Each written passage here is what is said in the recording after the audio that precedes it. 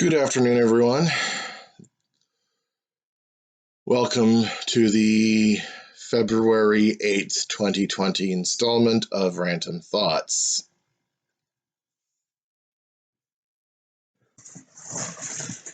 Heck of a week we've been having. Little update from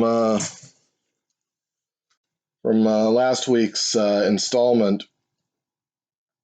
I finally got my new wingtips.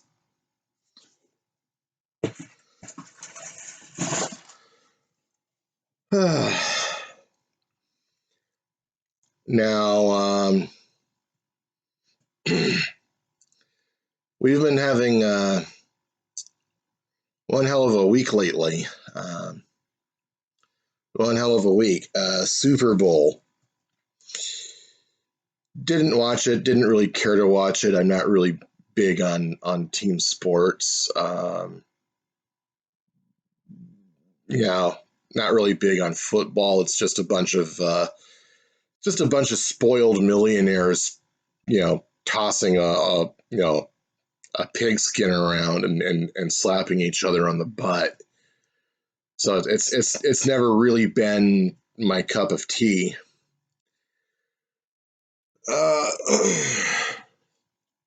Though I must confess, I am taking some perverse, sadistic joy in the 49ers losing because living in Central California, we have to deal with a lot of Niners fans around here, and they are really annoying people. Just smug.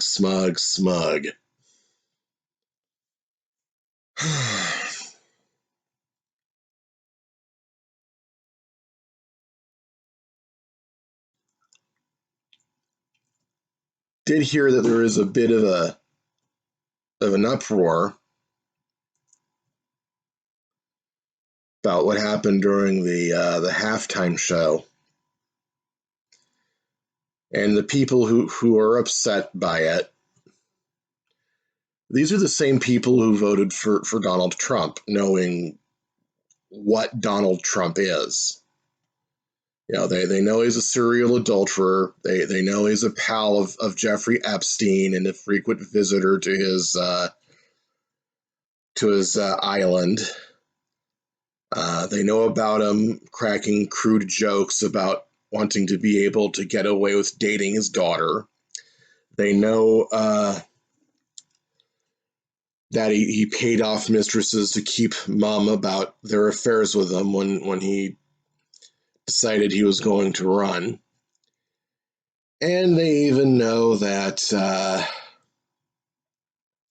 he bragged on Howard Stern's show about paying for one of his mistresses to get an abortion. They voted for him knowing all of this, but they're suddenly clutching their pearls and gasping because Shakira stuck her tongue out in the Super Bowl halftime show.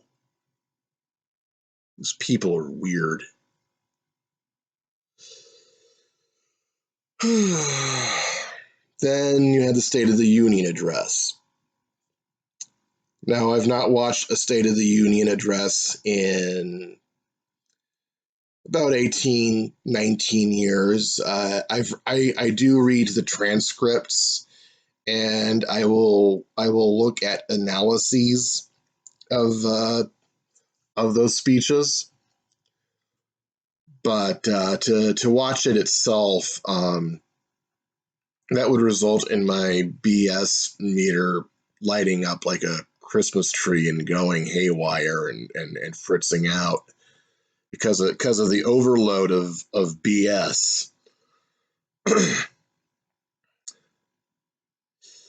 And then I'm just cussing at the screen and throwing stuff across the room, and I'm not a very fun guy to be around when I'm like that. But I did see little bits and pieces of footage here and there.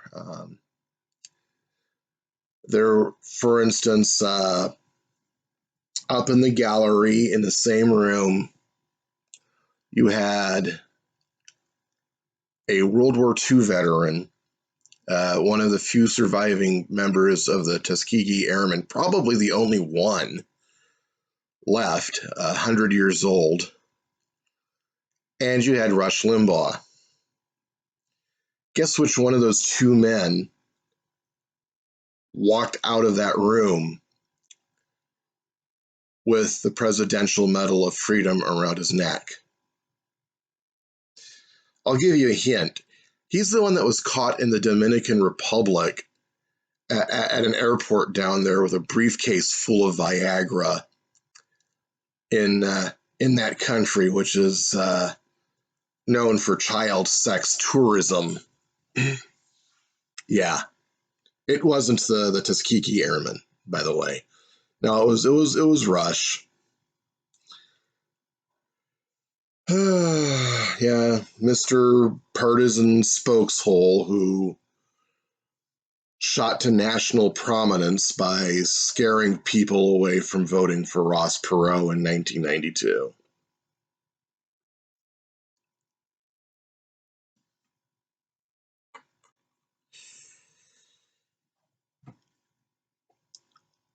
Yeah. Having read the transcript, I can tell you he's just recycling the same lies and BS from his previous State of the Union addresses. It's, you know, I mean, to all that, I have to say, just, don't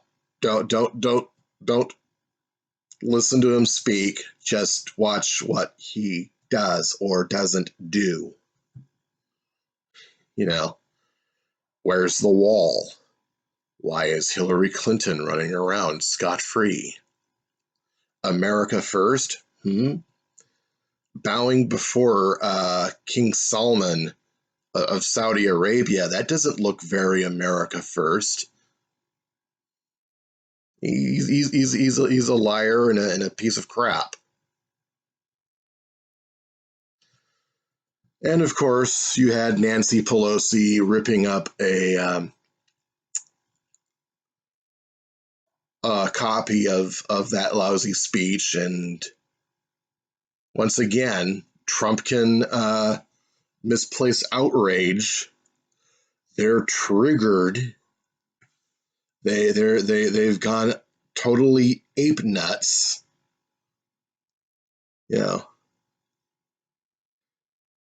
Police state expansions, securing more power for the executive branch, the assaults on due process rights, Second Amendment, free speech, free press. When Trump does all that, he's using the Constitution for toilet tissue, and that's what they should be triggered at. That's what they should be outraged about.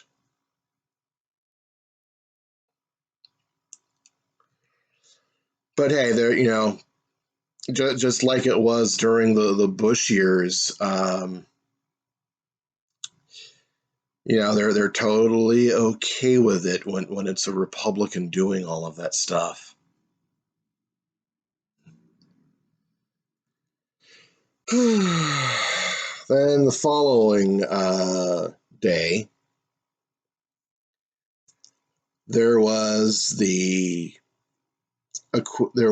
vote as to whether or not to convict or acquit, Donald Trump, remove him from office. I mean, yeah, he is the third president to be impeached.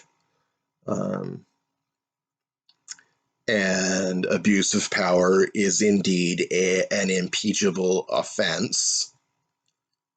What he did certainly does meet the threshold, contrary to what professional scumbag Alan Dershowitz would tell you.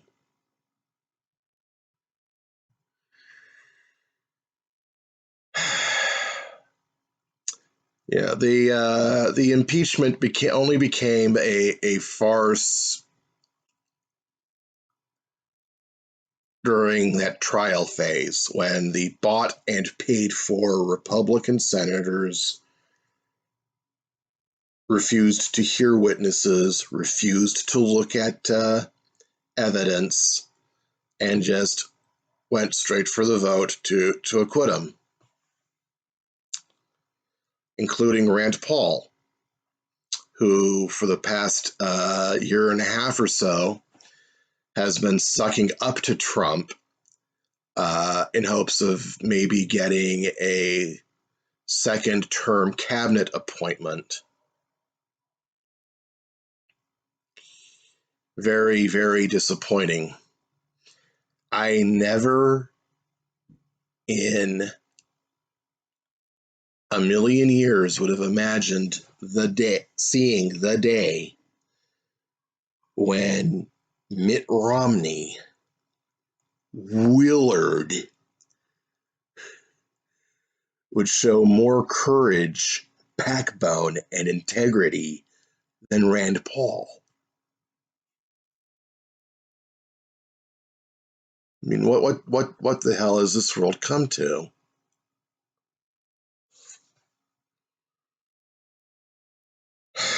What the hell has this world come to?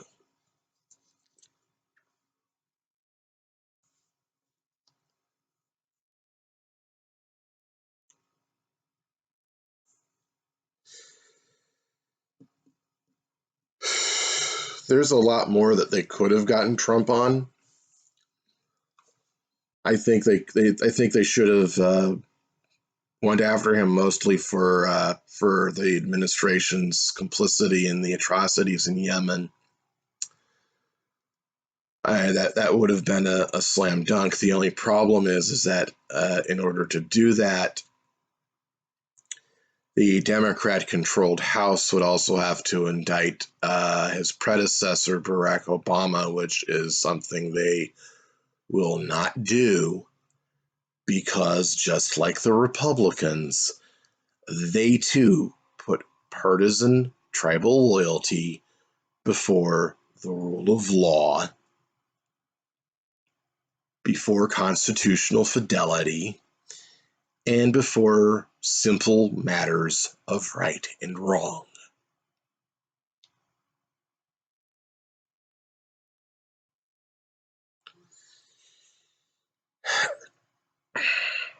I will close with some good news, though.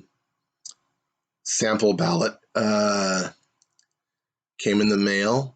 Jacob Hornberger is on that ballot.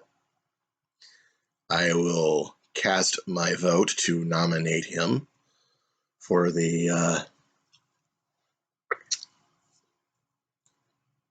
Libertarian candidacy for the President of these United States. Yes, I'm still going to vote gold. I'm still going to pick freedom. I am under no illusion that Hornberger will win, but I don't care about that. I don't vote for who I think will win. I don't vote for who some grifter on Fox News or talk radio says will win. I vote my conscience.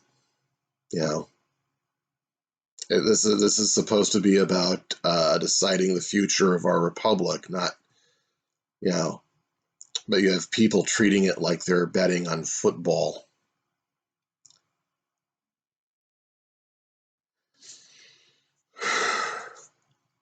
But you know, I mean, the Hornberger campaign and what the Mises Caucus is doing in the Libertarian Party, that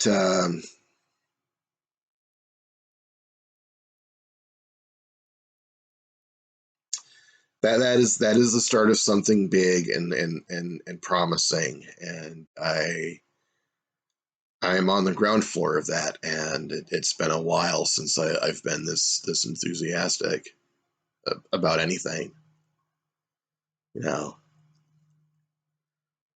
Sure, we probably won't win the White House in 2020, but both of the parties are imploding. I mean, just like the chairman of the Libertarian National Committee said in a recent tweet, they may laugh at us and not take us seriously, but guess what? The Democrats effed up the Iowa caucus, and the Republicans canceled most of their caucuses and primaries because the incumbent is a coward who refuses to face his challengers and debate them. All right, I'm going to sign off now. Smoke 'em if you got 'em. Think while it's still legal. And I will see you next time.